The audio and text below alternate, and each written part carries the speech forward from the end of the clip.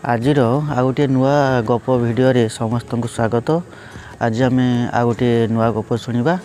गपटीर ना हूँ बुधिया गायाल। बुधिया गायाल किपरि जड़े निर्बोध राजा को दंड देले से विषय जानिबा। आ गोटे कथा हूँ यही गपटी खूब मजादार अच्छी, तेणु आपण मैंने निश्चय भिडियोटी को शेष पर्यंत देखिए।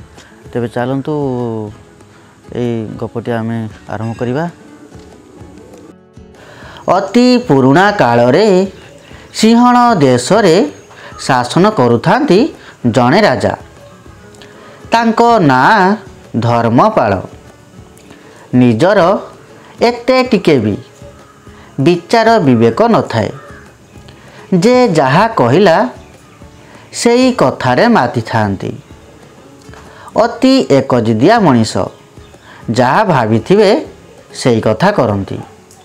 एथिपाई अनेक समय रे से बहु हैरान हरकत हुअंती।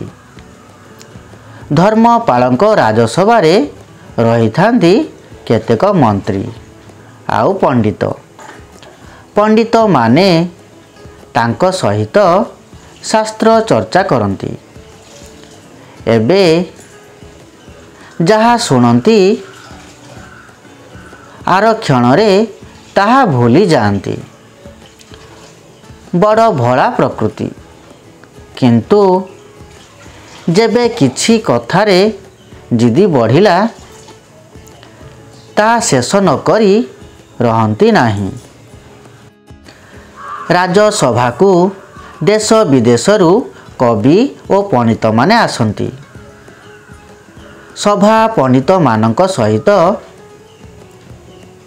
तांकर शास्त्र आलोचना हुए। बाहर राज्यर पंडित मानकु राजा अनेक टंका सुना मध्य उपहार दियंती। से दिन तांको राजसभा को आसीथिले जणे पंडित।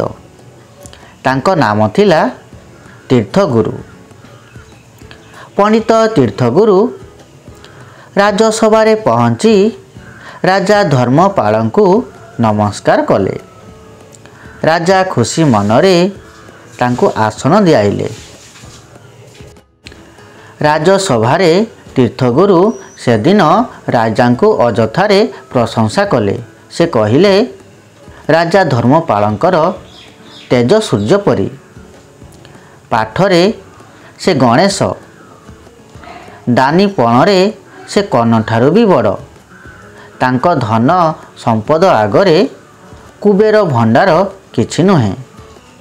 तीर्थगुरुंको प्रशंसा सुनी राजांको छाती गर्वरे फुलीगला। से निजर सुना हारटी काढ़ी तीर्थगुरुंको देईदेले। कहिले तमे जणे बड़ पंडित, आम राज्य रे तमे रहिबो। तीर्थगुरु कहिले राजा धर्मपाल प्रकृत रे बड़ ज्ञानी राजा। तेणु आज मु राजसभा रे 3 गोटी प्रश्न करुछि। राजा धर्मपाल कहिले कुह कौन से 3टा प्रश्न। मो सभा रे बड़ बड़ पंडित अछंती, सेमाने एहार उत्तर देबे। तीर्थगुरु अति चतुर। से कहिले मोर 3टा प्रश्न हेउछि। ए राज्यर मझी स्थान केउठी। द्वितीय प्रश्न हेउछि आकाश रे केते तारा अछंती। तृतीय प्रश्न हेउछि इंद्र की काम करि पारंती। एई कथा सुनी राजा धर्मपाल कहिले ए तो अति साधारण प्रश्न। मो पंडित माने एहार उत्तर सांगे सांगे कहीदेवे। एहा परे पंडित मानक आड़े चाही राजा कहिले पंडित माने शीघ्र उत्तर दियो। राजा धर्मपाल कथा शुणी पंडित माने उत्तर चिंता कले। कहा मुंडरे उत्तर पशिला नाही। शेषरे से रागिगले। तांकर एही अवस्था देखी तीर्थगुरु कहिले ମୁଁ ମାଳବ ରାଜ୍ୟକୁ ଯାଉଛି। ସେଠାରୁ 7 ଦିନ ପରେ ଫେରିବି। 7 ଦିନ ପରେ ପଣ୍ଡିତମାନେ ମୋ ପ୍ରଶ୍ନର ଉତ୍ତର ଦେଲେ ମୁଁ ଖୁସି ହେବି। ଏହା କହି ପଣ୍ଡିତେ ଚାଲିଗଲେ। ରାଜା ଏଥର ପଣ୍ଡିତମାନଙ୍କ ଉପରେ ରାଗିଗଲେ। କେତେଜଣ ପଣ୍ଡିତଙ୍କୁ ମନ ଇଚ୍ଛା ଗାଳି ଦେଲେ। କେତେ ଜଣଙ୍କୁ ରାଜସଭାରେ ବନ୍ଦୀ କରି ଚାବୁକରେ ପିଟିଲେ। ପଣ୍ଡିତମାନେ ବିକଳରେ ଆହା ଓହୋ ରଡ଼ି କରୁଥାନ୍ତି। ସେମାନଙ୍କ କାନ୍ଦରେ ରାଜସଭା ଫାଟି ପଡ଼ୁଥାଏ। ହେଲେ ରାଜାଙ୍କୁ ମୁହଁ ଖୋଲି କିଛି କହିପାରୁ ନଥାନ୍ତି। କହିଲେ ମୁଣ୍ଡ କାଟ। ରାଜାଙ୍କର ଆଖି ପଡ଼ିଲା ବଡ଼ ପଣ୍ଡିତ ବିଦ୍ୟାଧରଙ୍କ ଉପରେ। ବିଦ୍ୟାଧରଙ୍କୁ ରାଜା କହିଲେ, କି ହୋ ବଡ଼ ପଣ୍ଡିତେ, ଏ ପ୍ରଶ୍ନର ଉତ୍ତର ଦିଅ। ତୁମକୁ ଆମେ ପାଟ ଜଳ ଦେଇ ବଡ଼ ପଣ୍ଡିତ କରିଛୁ, କ'ଣ ମାହାଳିଆ? ପଣ୍ଡିତ ବିଦ୍ୟାଧର ଆଉ କହିବେ କ'ଣ? ମନେ ମନେ ଭାବିଲେ, ଆଜିଠାରୁ ମୋ ଦିନକାଳ ସରିଲା। ସତେ କ'ଣ ଏ ମୂର୍ଖ ରାଜା ହାବୁଡ଼ରୁ ମଣିଷ ବଞ୍ଚିବ? ନା ଘରକୁ ଯାଇ ସ୍ତ୍ରୀ ପିଲାଛୁଆଙ୍କୁ ଦେଖିବ? ତଥାପି ସାହସ ବାନ୍ଧି 2 ହାତ ଯୋଡ଼ି ଛିଡ଼ା ହେଲେ। କହିଲେ, ଧର୍ମାବତାର, ମୋତେ ଆଜି ରାତିଟା କେବଳ ସମୟ ଦିଅନ୍ତୁ। ମୁଁ ରାତି ସାରା ଚିନ୍ତା କରି କାଲି ଛାମୁଙ୍କୁ ଆସି ଉତ୍ତର ଦେବି। ରାଜା କ'ଣ ମନେ ମନେ ଭାବିଲେ କେଜାଣି, କହିଲେ, ହଉ ଯାଅ। ପଣ୍ଡିତେ ଘରକୁ ଆସିଲେ। ମନରେ ସରାଗ ନଥାଏ। ମୁହଁ ଶୁଖି ଯାଇଥାଏ। ଦେହ ଝାଉଁଳି ଯାଇଥାଏ। ଘରେ ଏକଥା କିଛି କାହାକୁ କହିଲେ ନାହିଁ। ରାତିରେ କିଛି ଖାଇଲେ ନାହିଁ। ମୁହଁ ମାଡ଼ି ଦେଇ ଶୋଇଲେ। ବିଦ୍ୟା ତାଙ୍କର ଗାଈଆଳ ଟୋକା। ସବୁଦିନେ ରାତିରେ ପଣ୍ଡିତଙ୍କ ଗୋଡ଼ ମୋଡ଼ିଦିଏ। ତାଙ୍କ ପାଇଁ ନାଶଦାନୀ ସାଇତି ଦିଏ। ସେଦିନ ବିଦ୍ୟା ତାଙ୍କ ଗୋଡ଼ ମୋଡ଼ିଦେଲା। ପଣ୍ଡିତେ କହିଲେ, ହଉରେ ବିଦ୍ୟା, ଆଜିକ ଯାହା ମୋଡ଼ିଦେ, କାଲିକି ତ ଆଉ ନଥିବି। ପଣ୍ଡିତଙ୍କ ଏମିତିଆ କଥା ବିଦ୍ୟା ବୁଝିପାରିଲା ନାହିଁ। ଜିଦି କରି ପଚାରିଲା। ପଣ୍ଡିତେ ବି ଶେଷରେ ବିଦ୍ୟାକୁ ସବୁ କଥା କହି ଦୀର୍ଘ ନିଶ୍ୱାସ ମାରିଲେ।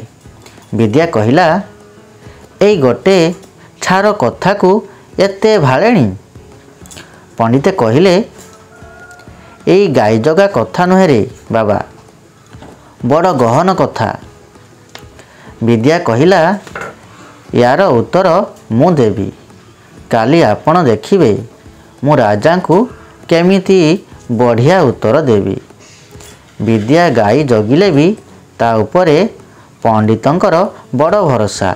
ସେ ଶାନ୍ତିରେ ଶୋଇ ପଡ଼ିଲେ। ପରଦିନ ରାଜସଭାରେ ପଣ୍ଡିତେ ବିଦ୍ୟାକୁ ହାଜର କରି ରାଜାଙ୍କୁ କହିଲେ, ଛାମୁ ଆଜ୍ଞା କଲେ ଏଇ ପିଲାଟା ସବୁ ଉତ୍ତର ଦେବ। ରାଜା ଧର୍ମପାଳ ପଚାରିଲେ, ପ୍ରଥମ ପ୍ରଶ୍ନ, ଏ ରାଜ୍ୟର ମଝି ସ୍ଥାନ କେଉଁଠି? ବିଦ୍ୟା ସଙ୍ଗେ ସଙ୍ଗେ ତା ଗାଈ ଜଗା ବାଡ଼ିଟି ରାଜାଙ୍କ ସିଂହାସନ ନିକଟରେ ଥୋଇ କହିଲା, ଏଇଠି। ସନ୍ଦେହ ଥିଲେ ରାଜା ନିଜେ ମାପି ଦେଖନ୍ତୁ। ରାଜା ଦ୍ୱିତୀୟ ପ୍ରଶ୍ନ କଲେ, ଆକାଶରେ କେତେ ତାରା ଅଛନ୍ତି? ସାଙ୍ଗେ ସାଙ୍ଗେ ବିଦ୍ୟା ଗୋଟିଏ ମୃଗ ଚମଡ଼ା ଦେଖାଇ କହିଲା, ଏ ଚମଡ଼ାରେ ଯେତେ ରୁମ ଅଛି ସେତିକି। ଛାମୁ ନିଜେ ଗଣି ମିଳେଇ ନିଅନ୍ତୁ। ରାଜା ତୃତୀୟ ପ୍ରଶ୍ନ ପଚାରିଲେ, ଇନ୍ଦ୍ର କ'ଣ କରିପାରନ୍ତି? ବିଦ୍ୟା କହିଲା, ମୁଁ ଗାଈ ଜଗା ପିଲାଟାଏ। ଏଇ ବେଶରେ ଏତେ ବଡ଼ ପ୍ରଶ୍ନର ଉତ୍ତର ଦେଇ ହେବ ନାହିଁ। ମୁଁ ସିଂହାସନରେ ବସିଲେ ଏହାର ଉତ୍ତର ଦେବି। ରାଜା ତ ମୂର୍ଖ ଆଉ ବୋକା। ବଡ଼ କୌତୂହଳରେ ବିଦ୍ୟାକୁ ରାଜା ମୁକୁଟ ପିନ୍ଧାଇ ସିଂହାସନରେ ବସାଇଲେ। ହାତରେ ବି ରାଜଦଣ୍ଡ ଧରାଇ ଦେଇ ପଚାରିଲେ, କୁହ। ବିଦ୍ୟାକୁ ରାଜବେଶ କଲାବେଳେ ପଣ୍ଡିତେ ବାରଣ କରୁଥାନ୍ତି। ରାଜା କିନ୍ତୁ ମାନିଲେ ନାହିଁ। ରାଜା ପଚାରିଲେ, ଶୀଘ୍ର ଉତ୍ତର ଦେ। ବିଦ୍ୟା ତ ରାଜା ହୋଇଛି, ସେ ରାଜାଙ୍କୁ ଦେଖାଇ ଆଦେଶ ଦେଲେ, ଏ ଲୋକଟାକୁ ବାନ୍ଧି ପକାଅ। ସାଙ୍ଗେ ସାଙ୍ଗେ ରାଜାଙ୍କ ଲୋକ ରାଜାଙ୍କୁ ବାନ୍ଧିଦେଲେ। ବିଦ୍ୟା କହିଲା, ଇନ୍ଦ୍ର ଏମିତି ବୋକାଙ୍କୁ ଦଣ୍ଡ ଦିଅନ୍ତି। ଏହାପରେ ରାଜା ନିଜ ଭୁଲ ବୁଝିଗଲେ ଓ ବିଦ୍ୟାକୁ ନିଜର ପ୍ରଧାନମନ୍ତ୍ରୀ କଲେ। ବିଦ୍ୟା କହିଲା, ମହାରାଜ, ବୁଦ୍ଧିଆ ଗାଈଆଳ ରାଜପଦ ପାଏ, ନିର୍ବୋଧ ରାଜା ବନ୍ଧନେ ପଡ଼ିଥାଏ। ଗପଟି ଥିଲା ଏଥିପାଇଁ। ଆଜି ପାଇଁ ରହିଲି। ମୁଁ ପୁଣି ନୂଆ ନୂଆ ଗପ ନେଇକି ଆସିବି। ରହିଲି। ଧନ୍ୟବାଦ।